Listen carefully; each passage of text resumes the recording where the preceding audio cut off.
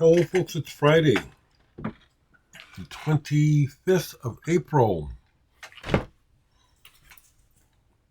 Cheers. Wearing my No Time Records t-shirt. That's the imprint that the band RAF that we chose for our records. Our drummer chose it, actually.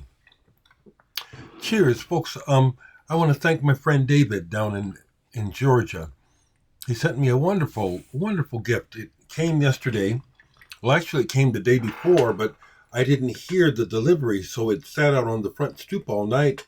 And I'm happy to say that no one came up and stole my packages. It's my package. Thank you, David. Cheers, everyone. Isn't that nice?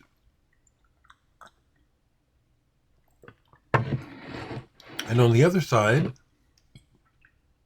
good morning, world. Now, I got to tell you that I don't plan to use this cup all the time, kind of like the red cup I got from Rebecca, because I have found, I don't know why this happens, but I break cups. Years ago, I don't remember who it was, someone sent me a wonderful Dark Side of the Moon cup.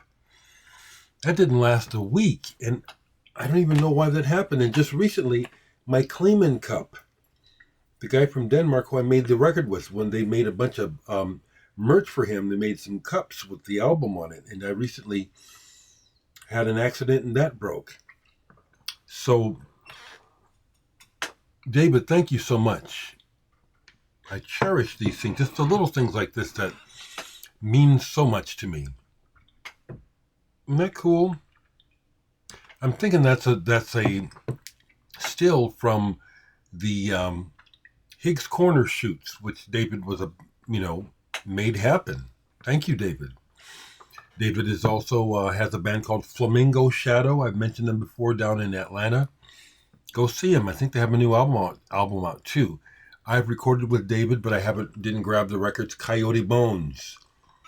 He had a project called Coyote Bones, and I'm on that. Cheers, people.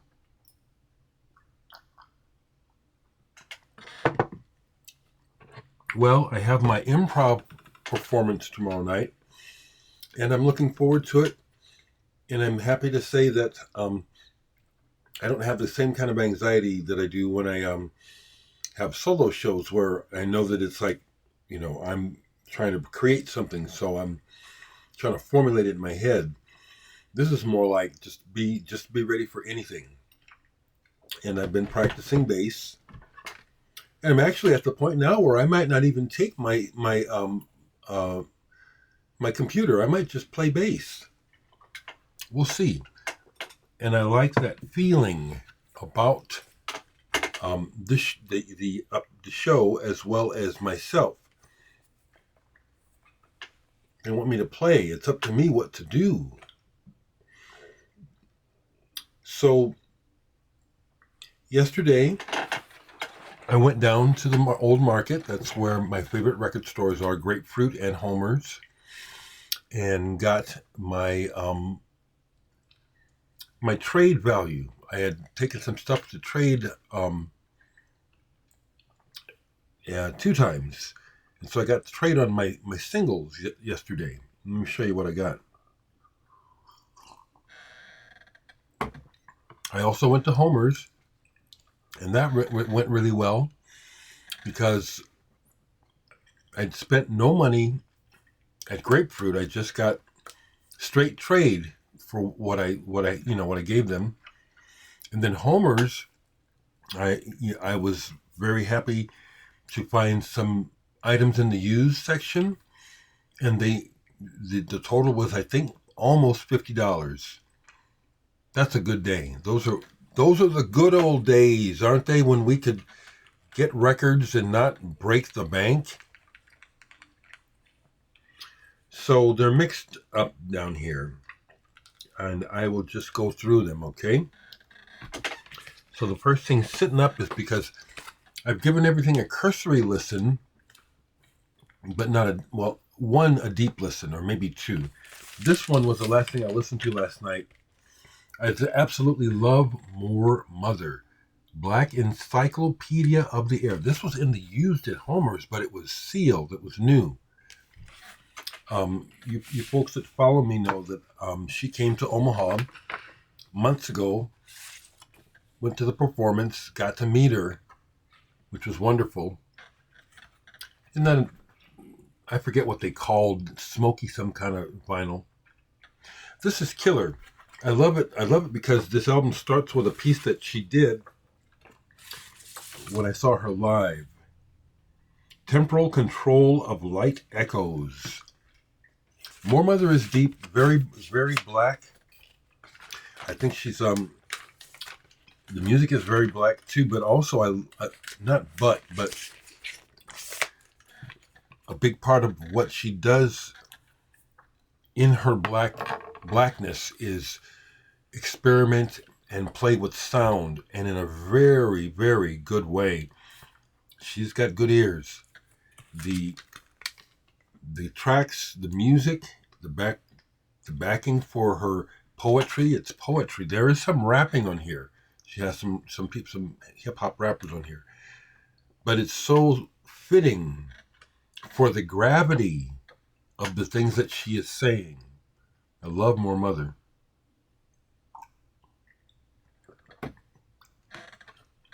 She's too on point and too intelligent to become a major star, which she deserves.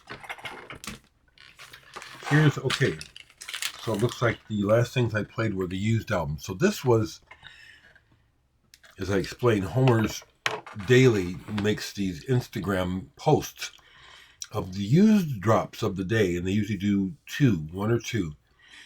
And this one showed up a few days ago.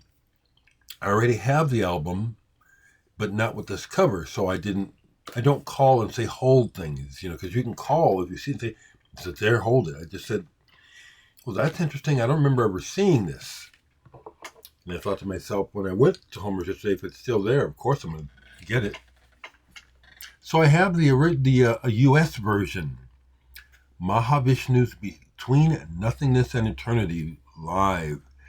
And this is the Canadian version, which I can't say I ever remember ever seeing before. Back is the same as the U.S., but what I think is dope, and it's like typical to me, it's almost like typical American where they cheap us out. This is a not a gatefold. What do they call these? I forget. There was you could see it on the spine. I've got it, but it was a certain type of pack where you fold it out.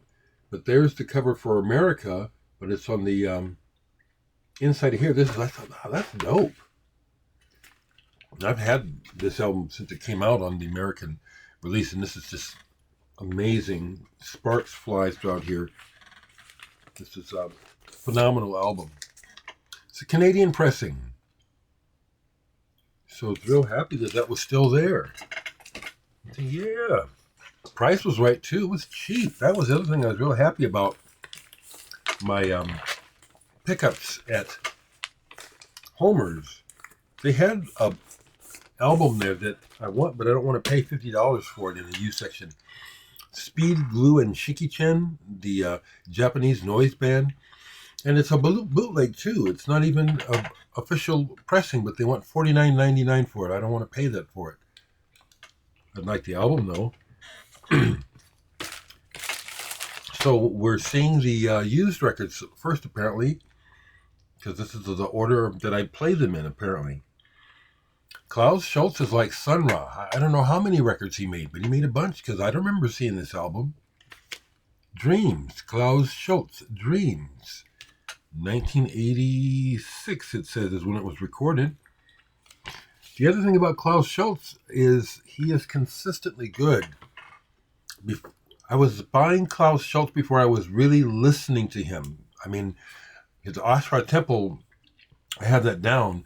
But like when I bought Cyborg and Time Wind, I didn't get into them deep like the first Tangerine Dream albums.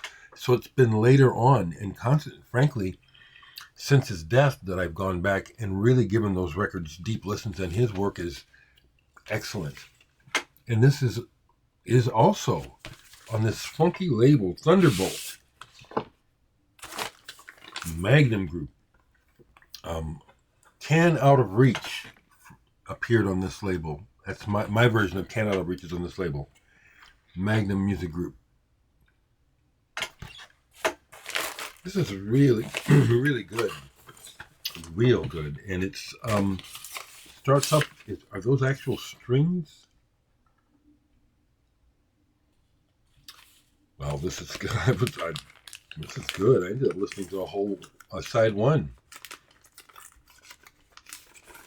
And like I said, I was so happy that these records that I wanted, all of them were under $10. Fantastic. Here's another one from Homer's that was just super cheap. And I love this band. This is a compilation of their stuff. Stackridge, Do the Stanley. What was funny is when I brought this up to the counter, one of the mics, I like both mics at Homer's, but the one mic anyway, he's kind of a funny cat. And he always takes note of what I buy because it's unusual. He was going off about the fact that it's got Stan Laurel on the cover. And I'm just saying, oh man, this is some classic English Beatles-esque pop. And when I said Beatles, his eyes went up. I said, yeah, you should be playing this stuff, man. You down here in the store. Kick them kids off the turntable and play some of this stuff. Stackridge. Now, when I was talking to him, I was slightly getting mixed up because there's a band called Scaffold that Mike McGear, Paul's brother, was in. He wasn't involved with this, but at the same time, if you've heard Stackridge, you know this is quintessential to me English pop rock from the 70s, where there's elements of even the Bonzo Dog Doodah Band, Beatles, and the way that they pastiche in like big band, not big band, but marching band. It's like it brings up feelings of childhood in a real nostalgic, warm, neat way.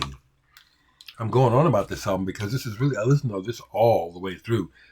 I have one other album on vinyl and a couple more on burned CD. So this was a lovely addition to the I haven't read all of the notes on the back, but Stackridge. This was like, I think, $5. Awesome. So here we get, I just have a few more now. Okay, so that was what I bought at Homer's. Now this is what I got for trade at Grapefruit. And I had a real nice visit with Dave and Simon. They were both working. I love those guys. I sincerely love those people. And I love this too. Rebecca, if you see this jacket, is so cool. So I like to hang out with them when I go down there. David is playing in Chicago tomorrow. Some kind of Earth Day festival. Which brings up the first Earth Day celebration that was held in Omaha. I forget the year. I opened it musically. My world music band, Akita Mani Yo, we were chosen for the opening ceremony, and it was a ceremony with Native American drum beating and raising of ritual recognition of the day, and we got to do that ceremony. I have pictures of it. It was an honor. So I got just a few for my trade at Grapefruit because the records I want are expensive, and I'm real glad that I bought this. And you can't see because the information on here is embossed. But this is a collaboration between Merzbow and Prurient. And all that information is right there. And am I holding this upside down? Yes, I am. There it is, Merzbow, Prurient. What's the name of this? And I listen to this, both sides. It is interesting. Black Crowes Cyborg. Okay? And these are just 2 side-long pieces. Beautiful vinyl. Real nice vinyl. But this is really engaging and good, and it isn't just noise. It's like it's sculpted. And one side of this, not both sides, this is an LP, but one side of this sounds good at both speeds, 33 and 45. I had to check. I thought to myself, this sounds kind of maybe a little slow. And then I A-B'd it against a video online of the tracks, because you can find all this stuff on YouTube. And sure enough, I was playing at the right speed. So I switched it back to 45 for a while. I said, man, this works at 45 too. Actually, I recommend this stuff. And I'll make an aside to one of the comments from yesterday. Appreciate you folks very much, very much. So someone was saying, I must confess a truth that's long been hidden. I have a deep affection for the voices of Billie Eilish, Justin Bieber, Kanye West, and Ed Sheeran. So what? Oh, Dereck, forgive me for this music and melodic indulgence. I hope you're being silly. I ain't judging you. Listen to what the fuck you want. I like pop music. Okay.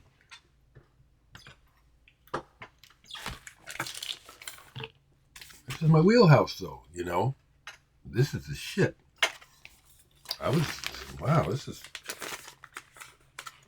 good stuff. I recommend it. If you have not messed with this noise, especially Merzbow is the place to start. He is like probably the current master. They have this reissue, and I have his other music of Harry Partch, but I've been needing this. I knew about this piece of work. This is fantastic. Harry Partch, Delusion of the Fury, the man who created his own system of tonality and orchestra of instruments. Harry Partch. I watched a documentary about him. Fascinating man. Interesting how many of these artists were gay and dealing with that back in the day when it was like a death knell. He was a very brave man to just be who he was the whole time. This music is not in the Western traditional scale at all, but it's beautiful. I don't really know how to explain why. I only played one side of this. It's a double album, and this more has more good deep notes that I'll be getting into. Harry Partch, first recording Delusion of the Fury. Man, seriously, I like pop music too. I always listen to what's in the charts. I forget to mention sometimes that I see and hear things that I think are pretty good. I won't bother to try to think of some names, but I like pop music, I do. And I'm not a snob. I used to be. I'm not a musical snob. This is just what I really like. I think I have 2 more. Yes, 2 more. And that's it, 2 more. Now here's an example of a record that it's not about the record cover at all. It's about what's on the vinyl. Pauline Oliveros and Music Nouvelles. 4 meditations for orchestra, sound geometries for chamber orchestra. Sound geometries is amazing. Pauline Oliveros, she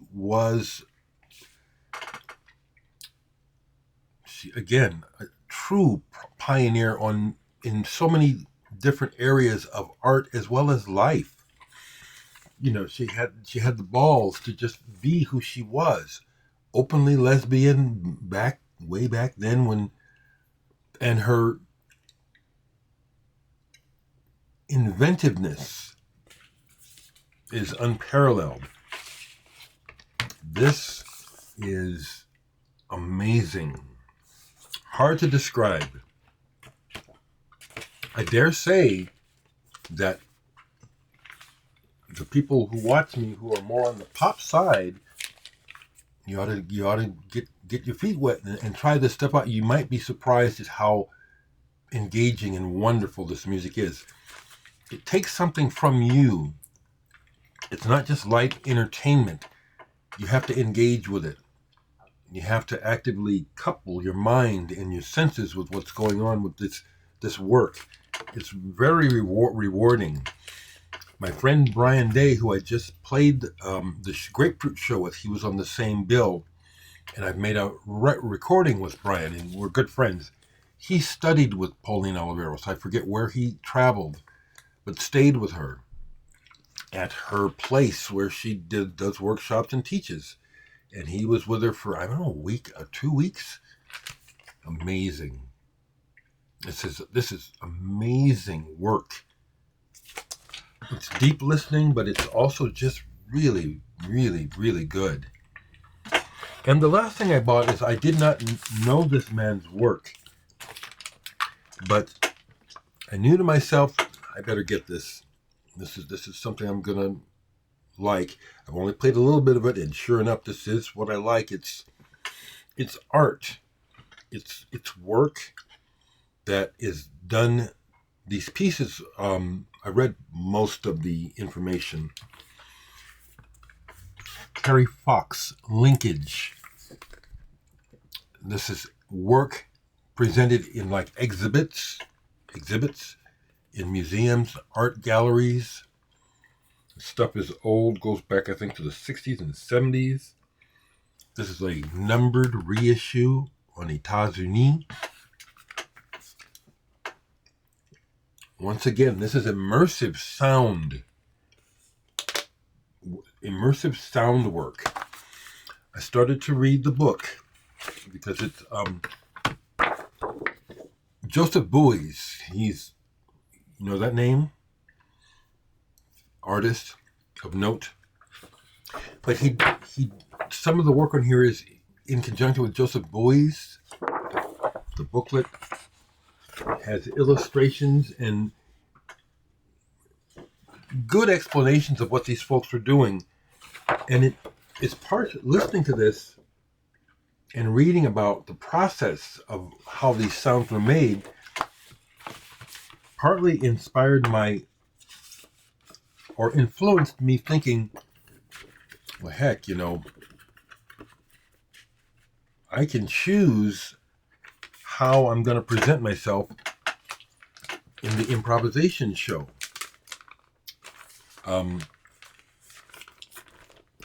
Like on one of the pieces on here, not the piece here, but in conjunction with it, Joseph Bouyes, his piece related to the Terry Fox is described, and it describes the elements of the piece. And one of the pieces in Bowie's element is like a dead mouse and cracked paint. And it just, again, reminded me of the beauty of creativity, open-mindedness, and being able to see things from an artistic point of view, which is very freeing.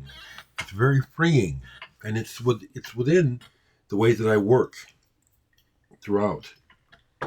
So this is it's Friday. It's a laid-back day. Looks like it'll be a day of listening, maybe some TV if I can find something. I started to watch Mr. Michael P. Dawson. He's like a professor talking about Henry Cowan Slap Happy. That's totally in my wheelhouse. Those singles that he shows are just impossible to find. I'd love to have them. I have most of what he showed. I love that music. And I love the fact that Dagmar Krause is my friend. And she'll message me. I love it. But Michael is the man. I sometimes think about starting some collaborations, and it just kind of just withers away because I just end up doing it myself. But Jerry King from Cloud Over Jupiter and Michael are two people I've thought of presenting ideas to collaborate on. It just hasn't happened yet. It might. But I respect both of those guys a lot. So that's it. And shit, it's 25 minutes already. I did listen to a night listen, but it's still in the other room, so I can't really talk about it. No Time Records. This was the imprint of the band RAF, who I miss. And when I was at Mike Watt, RAF came up a lot.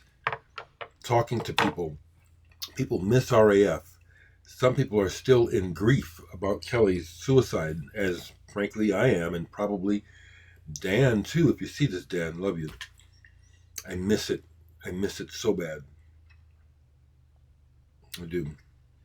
That's what I have to share, folks, okay? We do need to be loving and kind to one another in these very, very weird, dystopian, fucked up times. Show your love, people. Show your love.